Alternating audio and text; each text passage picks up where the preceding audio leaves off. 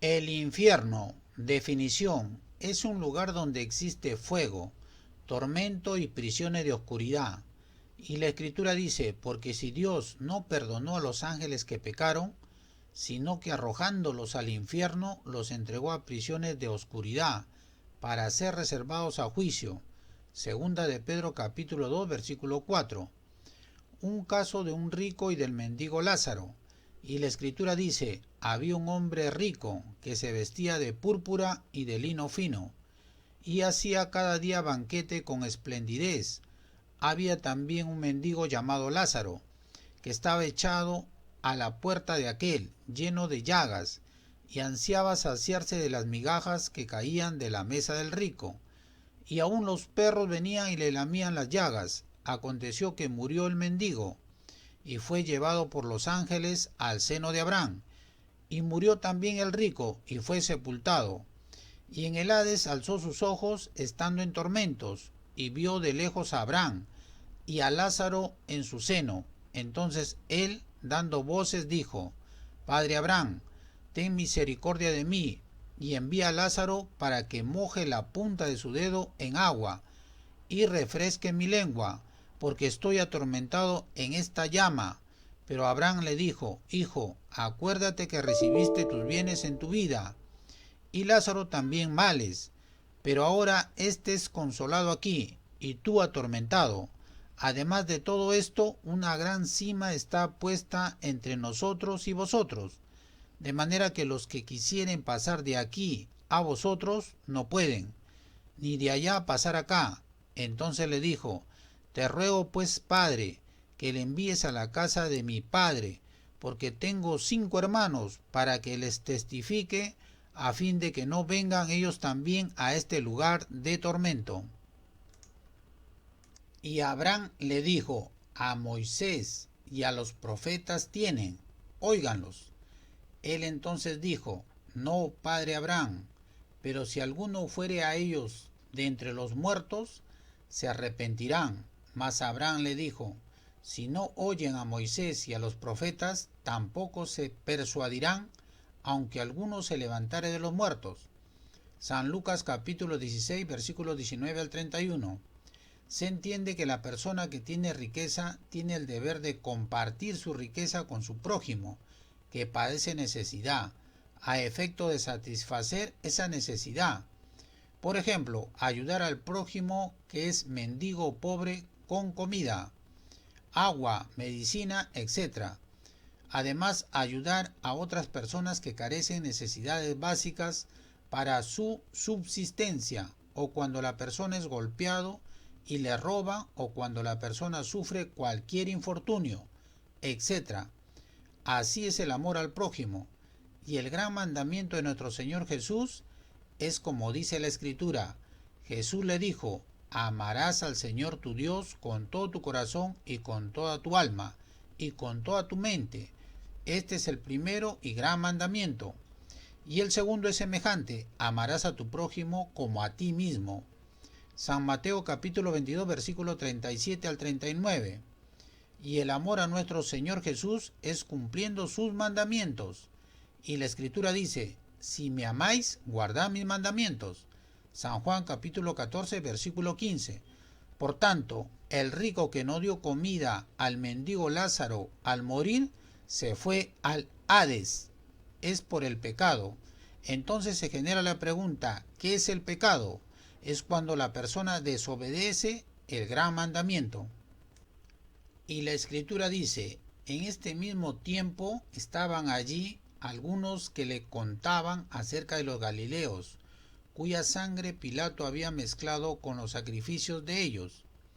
Respondiendo Jesús les dijo, ¿pensáis que estos Galileos, porque padecieron tales cosas, eran más pecadores que todos los Galileos?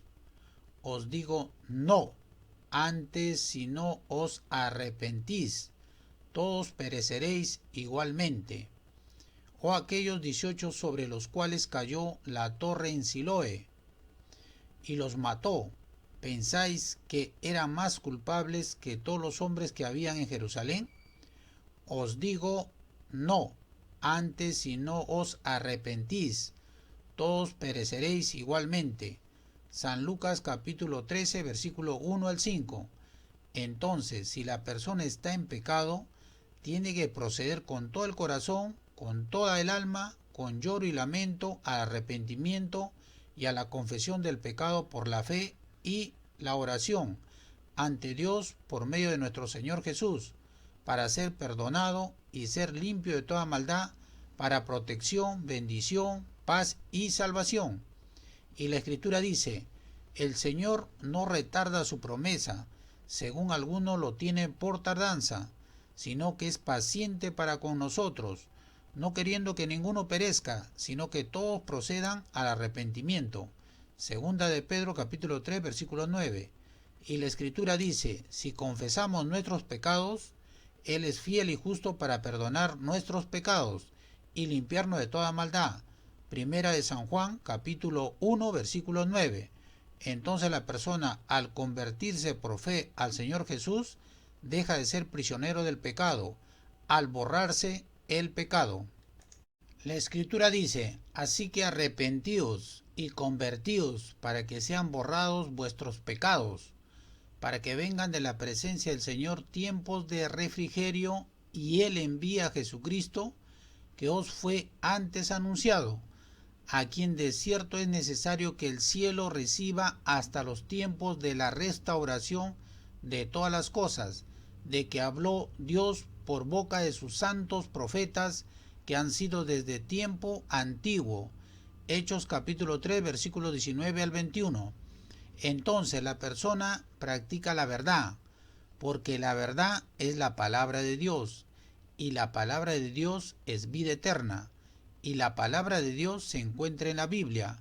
Y la Escritura dice: le respondió Simón Pedro: Señor, ¿a quién iremos?